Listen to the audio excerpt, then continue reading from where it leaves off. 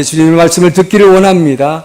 아버지여, 주님이 들려주시는 그 음성, 주님의 그 신호에 맞추어 따라서 살아갈 수 있도록 우리의 마음을 열고 순종할 수 있도록 도와주시옵소서. 감사하며 예수님 이름으로 기도합니다. 아멘. 어거스틴이 어떻게 변화돼서 회심해서 예수를 믿게 됐고 그 유명한 초대교회 교부가 되었는지 하는 이야기는 이미 잘 알려져 있습니다. 그는 젊은 시절에 그 어머니 모니카의 늘 눈물에 가득한 그 중보기도에도 불구하고 그걸 외면해버리고 교회를 떠났습니다. 그리고 마니교라고 하는 이단에 빠져서 아주 그 음란한 이단인데 그곳에 빠져서 아주 방탕한 생활을 하게 되었습니다. 오랫동안 방탕하고 있는 생활을 하다가 어느 날 저녁 굉장히 부자였던 것 같아요. 집이 큰 마당에, 집의 마당에 정원을 산보하고 있는 도중에 갑자기 주님의 음성을 들은 것입니다. 집어서 읽어라, 집어서 읽어라. 무슨 소린가? 놀라서 이 정원에 있는 이 탁자가 하나 있었는데 그 위에 있는 성경책이 있었습니다. 집어서 읽어라. 그랬기 때문에 순간적으로 직감했습니다. 그래서 그 성경을 딱 펴서 읽었는데 그것이 바로 로마서 13장 12절에서 14절 말씀 우리 함께 읽어보겠습니다. 무슨 말을 읽었길래 그가 이 말씀을 읽고 그냥 변화가 됐는지 함께 읽습니다. 밤이 깊고 낮이 가까웠으니 그러므로 우리가 어둠의 일을 벗고 빛의 갑옷을 입자.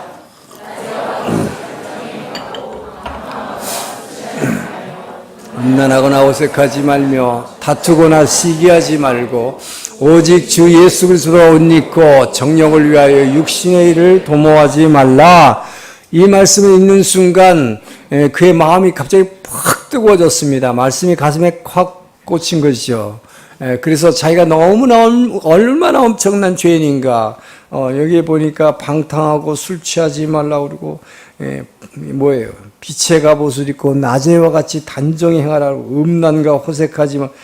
자기가 지금 하고 있는 거 그대로 다 얘기하고 있잖아요. 이것은 하지 말아야 될 것이다. 예수 그리스도로 옷 입고 정욕을 위해서 육신의 일을 도모하지 말라. 이 말씀이 가슴을 꽉 때리는 거죠. 그래서 그냥 펑펑 울면서 회개하고 주님 앞으로 돌아오게 된 것입니다.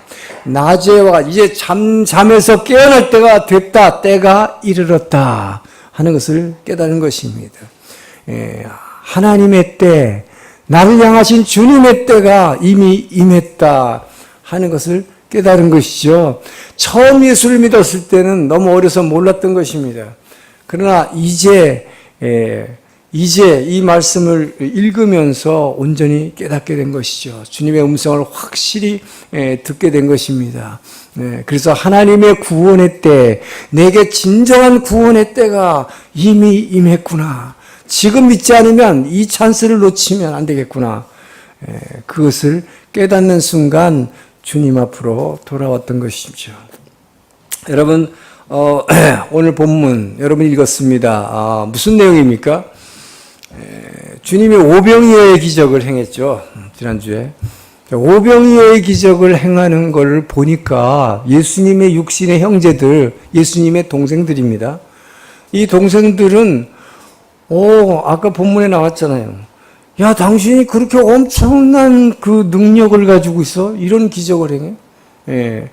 그러면 이런 시골 같은 갈릴리 변방에 이렇게 있지 말고 세상에다가 당신의 능력을 나타내소서. 아까 그렇게 나오죠. 세상에다 당신의 능력을 드러내서 권력의 핵심지인 예루살렘으로 가가지고 민족의 지도자가 되세요. 정치하세요. 왜 여기서 이 시골에서 썩고 있습니까? 능력을 가진 사람이 왜 시골에 묻혀 있습니까? 아까 본문에 그런 말이 있었어요. 그죠? 능력 있는 사람은 묻혀 있어 살지 않는다고. 그것을 세상에 드러낸다고. 근데 당신은 왜 이렇게 시골에 묻혀 있습니까? 이렇게 얘기한 거죠. 그런데 예수님은 내 때가 아직 이르지 아니하였도다. 때지요. 바로 어거스틴이 자기에게 구원의 때가 이르렀다는 것을 이 말씀을 듣고 깨달았던 것처럼 예수님은 아직 자신의 때가 이르지 않았다고 사람의 말, 사람의 유혹 이것을 거부하시는 장면인 것입니다. 자, 오늘 말씀을 통해 오늘 본문을 통해서 저와 여러분은 믿음의 주요 온전케 하시는 예수님 그분으로부터 온전한 믿음 그리고 때 하나님이 정하신 때 어떤 관계인지를 배우는 시간 되기를 주로 축원합니다. 그래서 그 때를 분별해서 그 때를 놓치지 않고 붙잡으시기를 축원합니다. 자, 2절에서 5절까지 한번 다시 읽겠습니다. 시작. 명절은 초막들이 가까운지라 그 형제들이 예수께 이르되 당신이 행하는 일을 제자들도 보게 여기서 떠나 유대로 가소서 스스로 나타나기를 구하면서 묻혀서 일하는 사람이 없나니 이 일을 행하려거든 자신을 세상에 나타내소서 하니 이는 그 형제들까지도 예수를 믿지 아니함이라.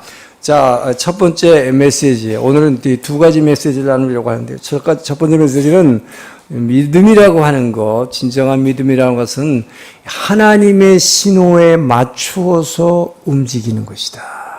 하나님의 신호, 사람의 신호가 아니에요. 하나님이 주신 신호에 맞춰서 내가 움직이는 것이다. 자, 성경은 지금 본문에서 나왔지만 예수님의 형제들이 예수를 믿지 않았다, 신앙이 없었다라고 얘기합니다. 예수님은 지금까지 이미 아직까지도 공생의 초기 단계지만 이미 벌써 많은 이적을 행했습니다. 예를 들면 어떤 이적일까요? 깜짝 놀랄 이적들을 행했죠. 물로 포도주를 만들었습니다. 보통 일이 아니죠. 회당장 야이로의 죽은 딸을 살려냈습니다. 있을 수 없는 일이 일어난 거죠. 거기다가 바로 지난주에는 오병이어의 물고기 5마리와 보리떡 2개, 아니죠. 보리떡 5개, 물고기 2마리로 5,000명을 먹이고도 12광주리가 남는 이 먹는 문제에 관해서 엄청난 일을 행한 것이죠. 자, 이것은 메시아가 아니면 도저히 할 수 없는, 일반 사람이라고라서는 도저히 할 수 없는 메시아로 믿을 수 있는 증거와 표적을 주었는데도 불구하고 이 형제들은 단지 예수를 메시아라고 믿지 않았을 뿐만 아니라 이 형제들은 예수님이 정신이 좀 이렇게 돌았다고 생각을 했어요. 그래서 이 복음서를 읽다 보면 어떤 게 나오냐면 예수님이 이 어머니 마리아까지도 자기 다른 아이들을 데리고 하도 세상에서 소문이 너희 형 돌았대더라. 그 이상한 소리 하고 다닌다. 그 제발 그것 좀 하지 말라고 그래. 그러니까 마리아가 엄마까지 동원해가지고 지금 어디서 막 집회하고 지금 막 말씀 전하고 있는데 밖에서 불러냈어요, 예수님. 그래서 당신의 어머니와 형제들이 밖에서 당신을 찾고 있습니다. 그랬더니 누가 내 어머니요? 누가 내 형제냐? 라고 질문한 그런 얘기가 나오죠. 이 형제들은 믿지 않았던 것입니다. 자, 여러분 오늘날도 저와 여러분 하나님의 자녀가 됐지만 우리의 가장 가까이 있는 사람 누구예요? 여러분의 가족 그리고 교회 공동체의 바로 형제 자매들이 여러분을 뒤에서 비난하거나 또 음해하는 이야기를 들을 때가 종종 있을 것입니다. 이것이 바로 사단이 교회 공동체를 깨트리고 하나님의 일꾼들을 넘어뜨리려고 하는 이 사단의 공작인 것이죠. 그래서 사단은 여러분하고 가장 가까운, 여러분의 가장 가까운, 가장 강한 지지자가 되어줘야 되고, 여러분의 협력자가 되어줘야 할 가족, 그리고 함께 믿는 교회 공동체의 순원들과 주변의 동역자들이죠. 이들을 오히려 앞세워서 여러분을 비난하고 뒤에서 음해를 하고 하는 경우가 있다 하는 것입니다. 이 사람의 말들이지요. 자, 그런데 오늘 본문은 예수님은 이 형제들, 사람들이 말하는 이야기, 이것이 비난하는 말이 아니라 지금은 뭐예요? 아주 달콤한 유혹의 말입니다. 당신은 나가서 출세하라 하는 것이죠. 그 능력만 행했다면 아마 예루살렘에서 금세 장관 하나 정도 될 거예요. 이 얘기죠. 근데 예수님은 그 유혹에 넘어가지 않았습니다. 무엇 때문입니까? 하나님의 신호가 아직 오지 않았기 때문이죠. 하나님의 신호에 맞추려고만 했던 것이죠. 그래서 하나님이 가라 그러면 가고, 하나님이 머물라 그러면 언제까지로도 머물러 있는 것입니다. 그래서 오늘 본문 9절은 예수님은 그냥 갈릴리에 머물고 계셨다. 가지 않은 거지. 왜? 하나님의 신호가 아직 떨어지지 않았다 하는 것입니다. 여러분, 예수님은 왜 그랬을까요? 사람들이 얘기하는 거에 따라가고 사람들이 박수치면 예수님 만약에 그렇게 했으면 박수를 받았겠죠. 엄청난 가치를 받았을 것입니다. 그러나 사람들의 이야기를 들어서 사람들의 신호를 따라서 움직이면 사람들은 박수갈채를 받을지 모르지만 하나님께 버림받기 때문인 것입니다. 구약의 사울왕이 어떻게 했습니까, 여러분? 사울왕은 사람들의 여론을 굉장히 의식했고 사람들의 이야기를 너무 두려워했어요. 사람들이 나를 어떻게 생각할까? 그래서 하나님의 명령을 무시했습니다. 그 결과 어떻게 했습니까? 하나님께 버림받을 것입니다. 반면에 사도 바울은 어떻게 했습니까? 사도 바울은 전도여행을 통해서 가는 곳마다 2주고 3주고 말씀만 전했다 하면 거기서 교회가 세워졌습니다. 그러나 자기가 많은 교회를 세웠지요. 1차, 2차, 3차 전도여행을 통해서. 그러나 바울은 교회를 세운 다음에 또 떠나고 교회를 떠나고 나면 다른 지도자들이 오겠죠. 그래서 오히려 사도 바울은 바울의 서신을 보게 되면, 서신서를 보게 되면 늘 뭐라고 주장합니까? 내가 사도된 것은 사람으로 말미암은 것이 아니요, 사람에 의해서 내가 사도된 것도 아니요, 오직 주 예수 그리스도로 말미암아 내가 사도됐다 라는 것을 계속 반복해서 강조하고 있는 것을 봅니다. 그럼 왜 그랬는가? 그것은 바울서신이나 사도행전 읽어봐도 알지만 자기가 개척한 교회의 형제들이 오히려 저 사람 가짜 사도다, 저 사람 예수 따라다니지 않았잖아요. 오히려 예수 믿는 사람 박해했던 사람이잖아요. 그런데 어떻게 사도냐 그렇게 얘기하는 거죠. 자, 이렇게 비난을 받고 음해를 받고 있었지만 그러나 그것을 끝까지 참아내고 견뎌내면서 오직 하나님의 신호만을 쫓아갔던 것입니다. 그래서 선교에 그 마라톤 경주를 나의 달려갈 길을 다 마쳤다라고 선포하는 것입니다. 할렐루야. 하나님의 신호를 따라가기를 주의 이름으로 축원합니다. 자, 그런데 여러분, 예수님은 어떻게 하셨습니까? 예수님이 이 갈릴리에 아까 형제들이 그랬죠. 왜 이렇게 능력을 행하는 사람은 시골에 묻혀 있지 않는데 당신 이렇게 묻혀 사냐고. 나와서 세상에다 당신을 알리라고. 근데 예수님이 이렇게 갈릴리 같은 이 시골 지역에 묻혀서 사신 이유가 무엇입니까? 바로 하나님의 신호가 아직 오지 않았기 때문입니다. 하나님의 신호에만 따르려고, 그 신호가 있을 때만 움직이려고 했기 때문인 것이죠. 예수님 자신이 누굽니까, 여러분? 예수님이 메시아예요. 예수님 하나님이십니다. 그렇지만 그분은 고난의 종으로 저희를 위해서 죽으려고 오신 분이었습니다.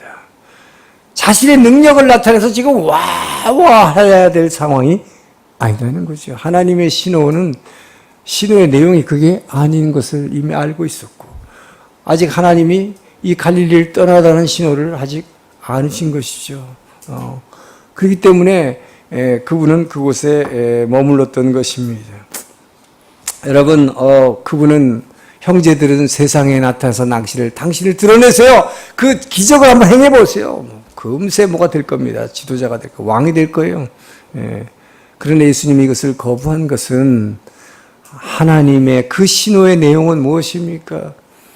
바로 여기 있는 저와 여러분을 위해서 대신 대속의 죽음을 당하라고.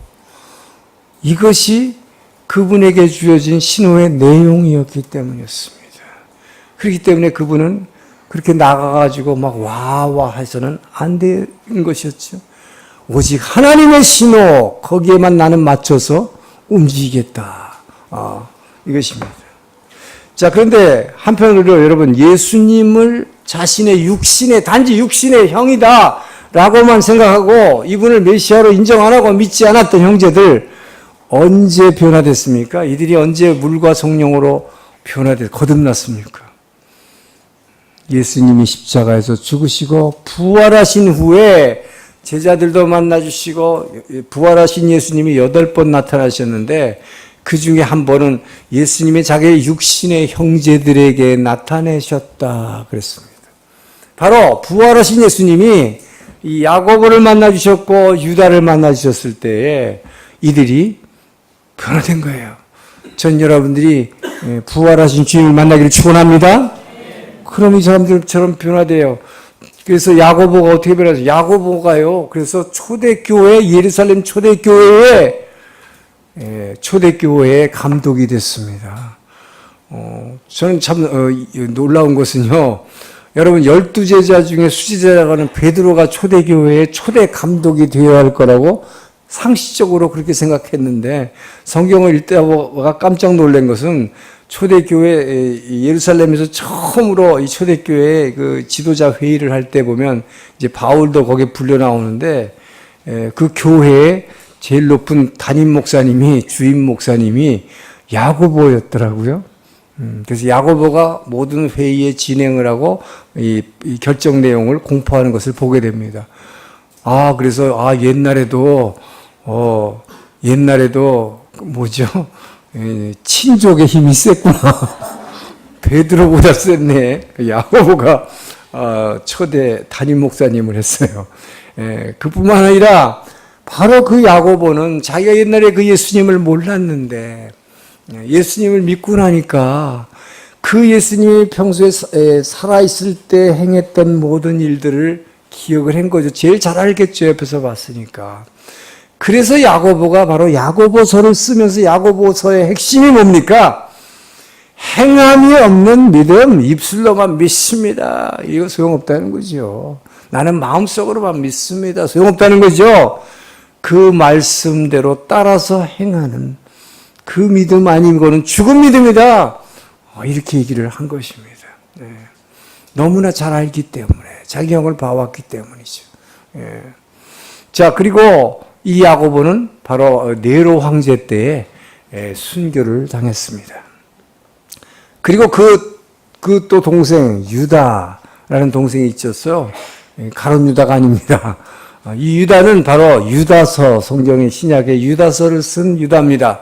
이 유다는 유다도 결국 부활하신 예수님이 만나주신 후에 거듭났고 그는 바로 그 예수, 자기가 옛날에 믿지 못했던 그 예수, 그분만이 진짜 그리스도다, 메시아다, 하나님이다, 살아있는 하나님이다 라고 하는 것을 무엇을 통해서 유다서를 통해서 그 당시 초대교회에서부터 일기 시작했던 이단, 그 이단을 갖다가 배격하고, 이단은 교주죠. 교주가 나오죠. 예수가 메시아가 아니라 교주가 나오는 거죠.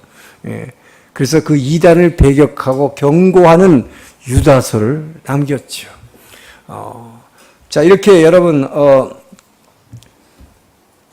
그렇다면 지금 무슨 신호를 따라서 살고 있습니까? 무슨 신호를 따라서 움직이고 있습니까? 여러분을 움직이게 하는 힘은 무엇입니까?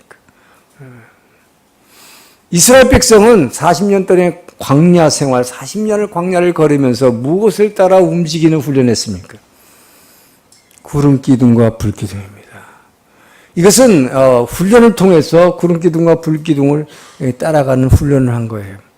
그런데 저와 여러분은 예수님의 두 형제처럼 우리 오늘날 은혜 시대를, 성령 시대를 살고 있는 우리는 40년 동안 훈련을 통해서가 아니라 이 두 형제들처럼 부활하신 예수님을 만남으로 여러분이 거듭나기를 주의 이름으로 축원합니다. 예. 그때 여러분은 이제 그분의 음성을 들을 수 있어요. 그분의 신호를 들을 수 있게 되는 것입니다. 그분의 신호만을 따라서 움직이는 것입니다. 그런데 여기서 문제는 주님의 신호를 따라서 움직이라. 그러면 꼭 주님으로부터 직접 음성을 들어야만 주님의 신호다 생각하는 것은 잘못된 것입니다. 왜 그럴까요? 주님의 음성이라는 것은 지금 아까 어거스틴도 보세요. 처음에는 이것을 집어서 읽어라는 말은 직접 음성으로 들었습니다. 근데 주님의 음성은 그렇게만 들려주는 게 아니죠. 이 사람이 진짜 변화된 것은 뭘 통해서였습니까? 로마서 아까 13장 12절 14절 하나님의 말씀을 읽을 때에 그분의 신호가 가슴에 팍 들어온 거죠. 할렐루야. 그렇기 때문에 여러분은 말씀 성경을 읽을 때에 또는 이렇게 주님의 말씀을 하나님의 말씀을 목회자를 통해서 선포될 때 이 메시지를 들으면서 주님의 신호를 포착하기를 주의 이름으로 축원합니다. 제가 바로 새벽기도 시작하게 된 것도 하영조 목사님이 주일 설교할 때에 성경 공부만 해가지고 우리는 절대로 변화되지 않고 새벽을 깨우며 기도하지 않으면 안 된다고. 그 말씀이 그 신호가 저에게 탁 꽂혔기 때문에 그때부터 지금 제가 20여 년간 매일 새벽을 깨우는 거예요. 그 신호를 따라가는 것입니다. 그런데 한 가지 또 여러분 조심할 게 있어요. 어떤 사람은 나는 하나님의 신호를 따라서만 움직이는 사람입니다. 사람의 말은 절대 안 듣습니다. 이러면 안 된다 이 말이에요. 예. 예를 들어서 집사님 이런 좀 사역을 교회에서 좀 해주셨으면 좋겠습니다. 이런 봉사해 주셨으면 좋겠습니다. 난 따로 그래서 그러잖아요. 다 여러분 기도해 본다고. 자기는 뭐 꼭 다 하나님의 음성을 듣는 것처럼. 예. 저는요, 제가 성경을 가리키게 된 것도 북경에 갔을 때 30대 중반에 아주 젊은 담임 목사님이 저를 보러 그냥 성경 가르치라고 그래서 그냥 순종했어요. 왜? 그것을 주님의 음성으로 그냥 들었기 때문입니다. 저는 하나도 의심치 않았어요. 제가 가르칠 수 있다고 생각도 안 했어요. 순종했더니 성경의 맥이라는 이런 강의가 나온 거잖아요. 여러분 그 하나님의 신호이기 때문에 조심하시기 바랍니다. 이것을 꼭 내가 무슨 뭐를 꼭 들어야 된다 이렇게 생각하지 말기를 바랍니다. 자, 그런데 하나님의 신호를 듣는데 조심할 게 있더라 하는 거예요. 근데 하나님의 신호를 따라서 정말 가야 되는데 저는 지금까지도 정말 그분이 주시는 신호만을 따라서 지금 이 자리까지 왔습니다. 그래서 세상의 모든 걸 이제 내려놓고 목회자로 부르셨고 또 일본 선교사로 부르심을 받아서 제가 여기까지 왔고 그러나 구체적으로 이래서 오사카 가라. 예수님이 오사카 가라 그렇게 말씀하신 건 아니죠. 일본 선교의 비전을 주셨지만 오사카 가라는 것은 하 목사님이 가라고 그래요. 목사님을 통해서 사람을 통해서 주셨다 하는 것이죠. 근데 제가 실패한 게 한 번 있는데 뭘 실패했느냐. 지금까지도 제가 늘 그 생각만 하면 막 너무 가슴이 아픈데 제 딸이 결혼하는 문제예요. 제 막내딸. 저 위에 둘은 하나님이 주신 정말 그 축복대로 잘 갔는데 지금 36이 됐는데 아직 못 갔어요. 뉴욕에 있는데. 근데 바로 6년 전에 제가 일본으로 나오기 직전에 하나님께서는 저에게 분명히 말씀하셨습니다. 그 상대를 주셨어요. 근데 중요한 건 뭡니까? 그 신호를 준 거는 제가 받았죠. 근데 제가 시집 가는 거 아니죠. 이게 딜레마더라고요. 그래서 저는 분명히 들었기 때문에 거기에 정말 순종하고 싶었는데, 근데 이 딸과 그 어머니는 못 들었다 이거예요. 당신이 들은 거지. 근데 그가 안 맞는다는 거죠. 말하자면 내 마음에 안 든다는 거죠. 저는 거기에 굉장히 그래서 딜레마를 느꼈는데 그러나 중요한 것은 그 후로 6년 동안 많은 이 소위 후보자들이 있었지만 하나님이 계속 막으시더라고요. 저는 그래서 지금도 그것을 늘 부담을 느끼고 있습니다. 하나님께 순종한다는 것이 그 신호를 따라 움직인다는 것이 얼마나 중요한 것인가. 아무리 인간적으로 더 좋은 사람이 있어 보이지만 하나님은 그것을 막고. 근데 지금도 우리 사람 동의 안 해요. 왜? 자기가 들은 거 아니고 우리 딸이 당사자가 들은 게 아닌데. 저는 그래서 여러분들이 직접 주님의 신호를 듣게 되길 주의 이름으로 축원합니다. 그래서 제가 이 기도의 즐거움, 여러분 이것을 느끼게 하려고 이 성령 집회하는 거예요. 그래서 여러분들이 좀 더 그 영적인 그 음성에 민감해지도록 이것이 곧 뭐 기도할 때 직접 듣는 것뿐만 아니라 아까도 말씀한 것처럼 성경을 읽는데 어떤 사람은 금세 주님의 말씀으로 이걸 들어오는데 어떤 사람은 그냥 졸리기만 한 거 이거만 읽으면 다르겠죠? 저는 여러분 영의 눈이 뜨이길 주의 이름으로 축원합니다. 자, 6절에서 8절을 읽습니다. 시작.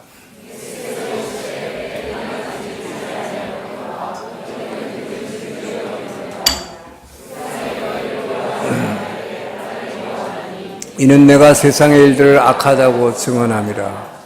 너희는 명절에 올라가라. 내 때가 아직 차지 못하였으니 나는 이 명절에 아직 올라가지 아니하노라. 자, 두 번째는 믿음은 지금 왜 예수님께서 나는 아직 올라가지 못하겠다. 내 때가 이르지 아니하노라.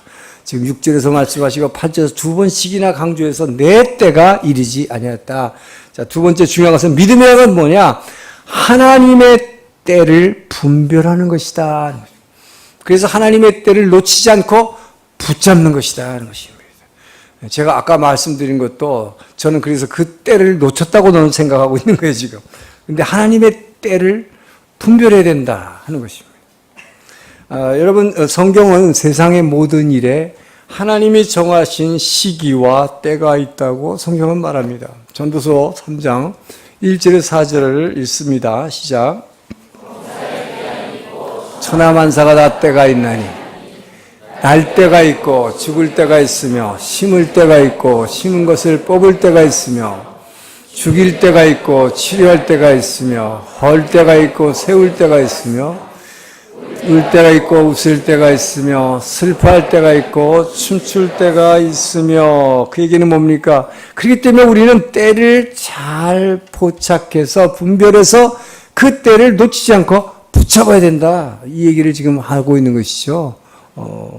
지금 놓아야 좋아야 할 때인데 계속 붙잡고 있으면 예를 들면 안 된다. 지금은 가야 될 때인데 안 가려고 버티면 안 된다. 지금 그 얘기를 하는 거죠. 그 기회, 찬스가 왔을 때는 그것을 분별해서 이것을 하나님의 신호로 알고 얼른 붙잡아야 된다 하는 건 이야기인 것입니다. 하나님의 구원의 손길을 펼쳐서 여러분에게 은혜를 주시려고 할 때 그때 여러분의 마음을 열고 받아들이지 않으면 안 된다는 것이요. 놓치면 큰일 난다 하는 것입니다. 우리 한국어의 속담에 뭐가 있어요? 버스 지나가고 나와서 손 들면 소용없다. 그런 말 있죠. 기회를 왔는데 기회를 놓치면 안 된다는 것입니다. 자, 그리스 신화 중에 여신들 중에 기회의 여신이 있죠. 그 기회의 여신은 앞머리 칼은 그냥 굉장히 많아요. 그 얘기 뭡니까? 기회가 왔을 때 나에게 만나줬을 때 그 기회를 잡으라고 이렇게 머리칼이 많다 이 말이에요. 붙여놓으라고. 근데 뒤에는 대머리예요. 그 기회가 이렇게 고개를 돌려서 떠나려고 그러는데 잡으려고 그러면 늦었다 이게 잡을 게 없지 이게. 그 기회는 절대로 기회를 분별해 하나님의 때가 왔을 때 그때를 탁 분별해서 붙잡는 것 이것이 얼마나 중요한가 하는 것입니다. 자, 예수님도 아까 전도서의 말씀대로 격정적으로 기도할 때가 있었다면 또 조용히 쉬실 때가 있었습니다. 예수님은 제자들에게 계속 말씀을 전했지만 또 제자들로부터 들을 때도 있었습니다. 예수님은 제자들과 함께 온 유다 땅과 두로와 시돈 이방 지역까지 다니셨지만 많이 다니시면서 복음을 전파했지만 십자가에 딱 못을 박아서 꼼짝 못할 때도 있었다. 만약에 예수님이요. 그런데 하나님의 때를 분별하지 않냐고 하나님의 신호를 맞추려고 하지 않고 그냥 인간적인 생각으로 했다면 어떻게 됐을까요? 하나님의 구원 사역은 실패했을 것입니다. 십자가는 없었을 것입니다. 여러분 오늘날 저와 여러분도 그렇기 때문에 이 때를 하나님의 때를 잘 분별해야 된다는 것입니다. 자, 이 때와 시간이라는 것을 의미하는 그리스어, 헬라어가 먼저 크로노스라는 게 있어요. 일반적인 때, 시간, 이 시간이라는 것을 헬라어로 크로노스라고 그래요. 이것은 일상적인 시간이요, 하나님의 구원이나 은혜와는 아무 상관없이 그냥 자연히 가만히 있으면 지금 저절로 막 흘러가고 있는 시계의 시간, 시계가 가르치는 시간, 이것을 크로노스라고 얘기합니다. 이것은 그냥 지나가는 시간을 말하는 것입니다. 자, 반면에 하나님의 시간이 있어요. 하나님이 정한 시간이 있다는 것입니다. 이것은 하나님이 구원하시고 하나님의 은혜를 우리에게 베푸시려는 시간인 것입니다. 이것을 카이로스라고 합니다. 카이로스라고 하는데, 이것은 하나님의 시간인데, 이것은 바로 초월적인 시간이요, 우리 마음속에 있는 시간이요, 이 시계로 잴 수 없는 시간이요, 하늘과 땅이 연결되는 이 놀라운 시간, 이 카이로스, 이것이 바로 하나님의 구원과 하나님의 은혜와 축복이 여러분에게 확 부어지는 시간이다.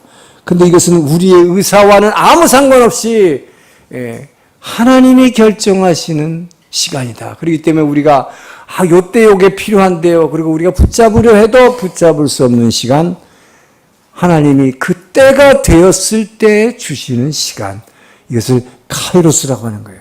여러분, 우리 한국은 한국이 5,000년의 역사를 갖고 있다고 그러지만, 이 5,000년의 역사라는 것은 크로노스의 시간이죠. 이 시간상의 시계가 가리키는 5,000년의 시간이 있습니다. 그런데 우리나라의 복음화가 이렇게 급격하게 복음화와 이 기독교가 부흥하게 된 그 기간은 우리가 20세기 들어서 불과 120년간이라는 그 기간입니다. 자, 이것을 다른 말로 하면 수천 년이라고 하는 크로노스의 그냥 시계가 가리키는 시간이 흘러왔습니다. 그것은 아무 의미 없는 시간이었습니다. 그러나 하나님의 때, 하나님이 정하신 카이로스의 때가 한국에 임하니까 지난 120년 동안에 전 인구의 4분의 1이 기독교를 믿게 돼, 예수를 믿게 되는 이 뉴욕 타임즈에 제가 미국에 있을 때 일면 터부로 나서 일주일간 연재가 됐습니다. 한국인이 가는 곳에는 어디를 가도 교회가 세워진다. 할렐루야. 거기 그렇게 나왔어요. 첫날 제목이 한국인이 가는 곳에는 교회가 세워지고, 둘째 날 일본인이 가는 곳에는 스시집이 세워지고, 이태리 사람이 가는 곳에는 스파게티 집이 생긴다. 중국 사람이 가면 중화 요리가 생기고. 그런데 코리안이 가면 처치가 세워진다. 할렐루야. 하나님의 카이로스가 한국에 임하니까 놀라운 부흥이 일어났던 것입니다. 여러분, 이 카이로스의 때가 일본에 곧 임할 것을 믿으시기 바랍니다. 자, 제가 아까 잠깐 광고 말씀드렸지만, 실은 그게 제가 지난 11월경인데요. 이 자리에서 예배 시간에 여러분에게 잠깐 말을 했어요. 제가 기도하고 있는 중에 하나님께서 갑자기 들은 것입니다. 그러니까 제가 그거를 위해서 기도한 것도 아니고, 갑자기 무슨 음성이 들렸느냐. 내가 동경 온누리교회를 동경 중심부로 보내노니, 이 동경 온누리교회는 일본 선교의 센터로 쓰임받을 것이다. 제가 너무나 깜짝 놀랐습니다. 그래서 이 말을 목회자로서 여러분, 이 주일 예배 시간에 선포한다는 것은 굉장한 배팅이죠, 여러분. 그렇죠? 만약 이렇게 안 되면 어떻게 할 거예요?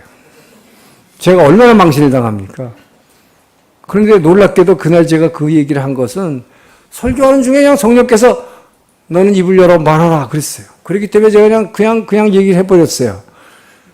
그런데 대단히 유감스럽게도, 솔직히 개인적으로는 대단히 창피스럽게도 바로 그 다음 주에 그 집주인이 주인이 되는 그 회사에 약구인 회의에서 이 기독교라고 교회라고 종교단체라고 이 안건이 부결됐다라는 것을 여러분한테 말하지 않을 수 없었습니다. 그런데 그 당시 저는 어떻게 생각했는가? 하나님이 카이로스의 때가 아직 아닌가 보구나. 조금 더 기다리라는 신호구나. 저는 그렇게 생각했습니다. 그렇기 때문에 저는 전혀 여러분의 생각, 이게 어떻게 생각하셨는지 모르겠는데, 우리 목사님 헛소리 했구나, 실수했구나, 하셨을 거예요, 아마. 그런데, 저는 속으로 전혀 부끄럽지 않았어요. 왜? 그런 걸 선포할 때는 지금까지의 제 경험으로 봐서, 지금까지 저는 그 신호를 따라서 움직여 왔기 때문에, 순종할 때마다 그분이 주시는 엄청난 축복을 경험했기 때문에, 설령 그렇게 당장 안 이루어진다 할지라도 그분은 반드시 이룰 것을 저는 믿기 때문에 하나도 창피하지 않았어요, 여러분에게. 그래서 제가 전혀 제가 얼굴이 두꺼워서가 아니라 전혀 이상한 표정을 한 적이 없습니다. 제 주변에 있는 분들은 아실 거예요. 그걸로 인해서 제가 실수했다, 했다 이런 소리를 한 적이 없어요. 놀랍게도 이번에 목회자학교를 다녀오는 이 사이에 이것이 급 반전이 돼가지고 급 진전이 돼서 우리가 요구하는 모든 조건을 저쪽에서 다 수락을 했습니다. 정말 상상할 수도 없을 정도로 우리 가사라 집사님이 교섭을 잘한 것도 있지만 정말 놀랍게도 그 일이 이루어져서 이제 6개월 후에는 이사를 가는 방향으로 이제 잡혔는데 저는 이것이 일본 땅에 카이로스가 임할 때가 가까워왔다라고 직감합니다.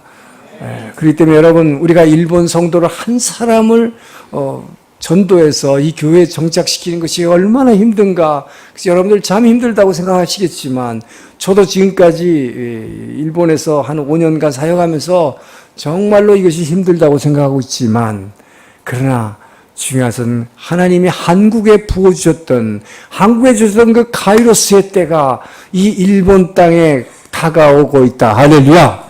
이것을 믿습니다.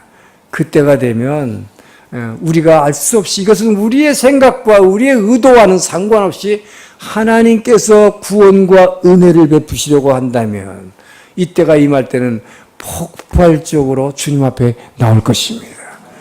정말 구름대와 같은 허다한 증인들이 주님 앞에 몰려들게 될 것을 믿으시기 바랍니다. 우리는 바로 그 카이로스의 때를 꿈꾸면서 저와 함께 바울이 달렸던 것처럼 이 선교의 마라톤을 끝까지 다름질하기를 주의 이름으로 축원합니다. 기도하겠습니다. 좋으신 하나님 감사합니다. 아버지여, 우리 동정오늘의 교회를 통해서 이 땅에 이루시려고 하는 놀라운 주의 일들을 나타내 주시옵소서. 주님의 때가, 카이로스의 때가 이 땅에, 이 일본 땅에, 동경 땅에 다가오고 있음을 믿습니다. 이 교회를 사용하여 주시고 우리 성도들을 사용하여 주시옵소서. 감사하며 예수님 이름으로 기도합니다.